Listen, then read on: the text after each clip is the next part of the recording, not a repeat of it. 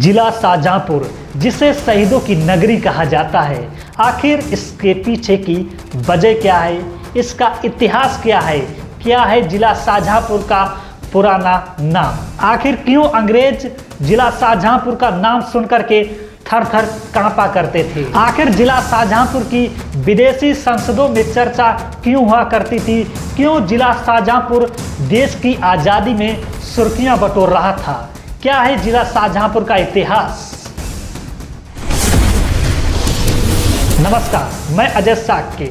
आज इस पहले एपिसोड में हम बात करेंगे देश के शहीद क्रांतिकारियों की नगरी, शहीदों की नगरी जिला शाहजहांपुर की, जो कि ये हमारा पहला एपिसोड देश के क्रांतिकारियों के नाम होगा। जिला शाहजहांपुर को शहीदों की नगरी क्यों कहा जाता है, हम ये बात आपको बताएं कि उससे पहले हम आपको इसकी पृष्ठभूमि समझा दें। बात है सन 1857 की, जब पूरे देश में अंग्रेजी हुकूमत के खिलाफ स्वतंत्रता संग्राम का बुग्ल बज चुका था। देश भर में आंदोलनों की शुरुआत हो चुकी थी। विदेशी हुकूमत को जड़ों से उखाड़ करके फेंकने के लिए देश भर में युवा आंदोलन करने लगे। देश भर में जगह जगह पर अंग्रेजों के खिलाफ विद्रोह शुरू हो चुका था। वहीं 1 अगस्त सन 1920 को महात्मा गांधी के नेतृत्व में असहयोग आंदोलन की भी शुरुआत हो चुकी थी।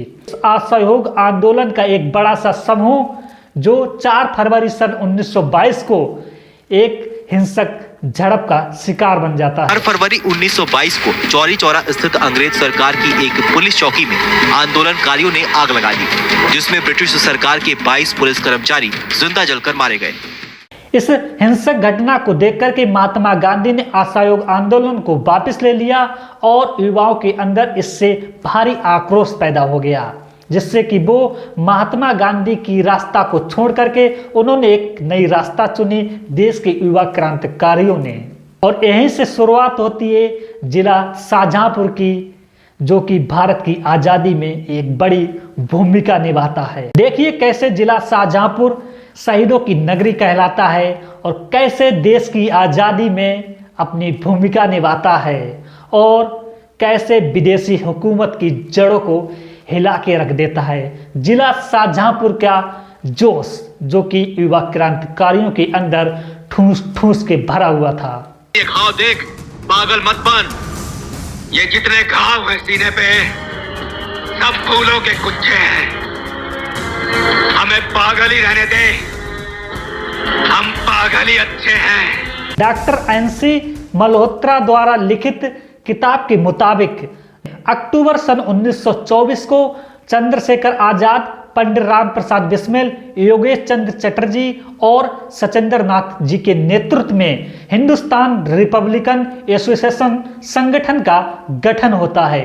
इस संगठन का एक मुख्य उद्देश्य था कि सशस्त्र क्रांति के जरिए विदेशी हुकूमत की जड़ों को उखाड़ फेंकना और विदेशी ताकतों को देश से बाहर करना।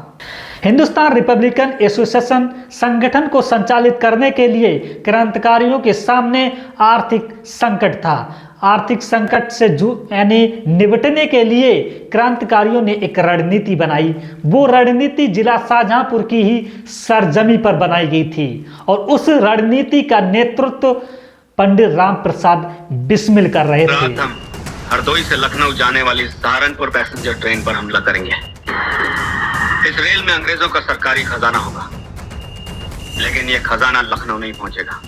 इस रणनीति का जो मुख्य हिस्सा था वो सहारनपुर से लखनऊ को जाने वाली पैसेंजर ट्रेन को लूटना था। उस ट्रेन पर धावा बोलना था, उस ट्रेन से सरकारी खजाना लूटना था, जो अंग्रेजी हुकूमत हिंदुस्तान को लूट कर करके विदेशों में भेज रही थी, अर्थात ब्रिटिश में भेज रही थी।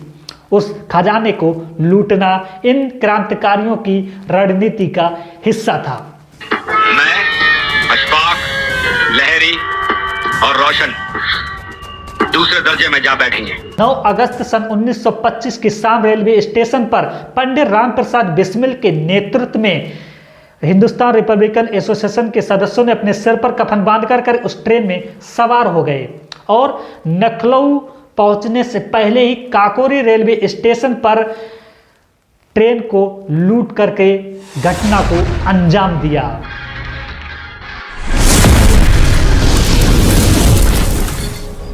ट्रेन को लूटने के बाद अर्थात सरकारी खजाना को लूटने के बाद क्रांतिकारी अंग्रेजी हुकूमत की गिरफ्त से फरार हो चुके थे और उन क्रांतिकारियों को पकड़ने के लिए अंग्रेजी हुकूमत ने एक टीम का गठन किया और उसके बाद पूरे देश भर से इन क्रांतिकारियों की गिरफ्तारियां शुरू हो चुकी थी। इस घटना के बाद देश के कई हिस्सों में बड़े स्तर पर गिरफ्तारियां हुई, लेकिन काकोरी ट्रेन डकैती में 10 आदमी ही शामिल थे, लेकिन 40 से ज्यादा लोगों को गिरफ्तार किया गया। क्रांतिकारियों को पकड़ने के लिए अंग्रेजी हुकूमत ने इनाम रखा था। कुछ इस देश में गद्दार भी थे जो इनाम के लालच में आकर के अंग्रेजी हुकूमत से रिश्वत लेने के चक्कर में उन्होंने देश के क्रांतिकारियों के साथ गद्दारी की और उन क्रांतिकारियों को पकड़ाने में अपनी भूमिका निभाई। काकोरी कांड का ऐतिहासिक मुकदमा करीब 10 महीने तक लखनऊ की अदालत रिंग थिएटर में चला। अप्रैल 1927 में इस मुकदमे का फैसला हुआ। इस मुकदमे में राम प्रसाद बिस्मिल, राजेंद्र नाथ लाहिड़ी, ठाकुर रोशन सिंह और अशफाक उल्लाह खां को फांसी की सजा सुनाई गई। 4 क्रांतिकारियों को फांसी की सजा सुनाई गई जो कि जिला शाहजहांपुर से जुड़े हुए थे।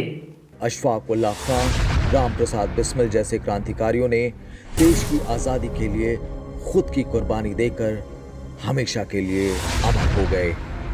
देश की आजादी के लिए फांसी के फंदे को चूमने वाले पंडित राम प्रसाद बिस्मिल, अशफाक उल्लाह खां, ठाकुर रोशन सिंह लोहाड़ी जैसे क्रांतिकारियों की वजह से ही जिला शाहजहांपुर को शहीदों की नगरी कहा जाता है, क्योंकि देश की आजादी में फांसी के फंदे को चूमने वाले ये क्रांतिकारी कोई छोटे मोटे क्रांतिकारी नहीं थे। इन्होंने विदेशी हुकूमत की जड़ों को हिला करके रख दिया था। इन क्रांतिकारियों की वजह से अंग्रेजी हुकूमत जिला शाहजहांपुर से थर थर कांपा करती थी। जिला शाहजहांपुर के क्रांतिकारियों का नाम सुनते ही विदेशी हुकूमत के जड़ें हिल जाती थीं। विदेशी संसद अर्थात ब्रिटिश संसद में जिला शाहजहांपुर का नाम गूंजता था। इसीलिए जिला शाहजहांपुर कोई छोटा मोटा जिला नहीं है, ये इस आज़ादी का एक अहम हिस्सा है।